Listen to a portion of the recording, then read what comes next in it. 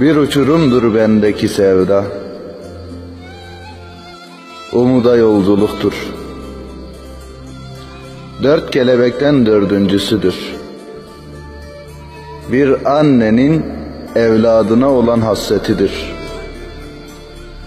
Ve benim sevdam, uçurumdan atlayıp ölüme gülümseyen Beritan'dır.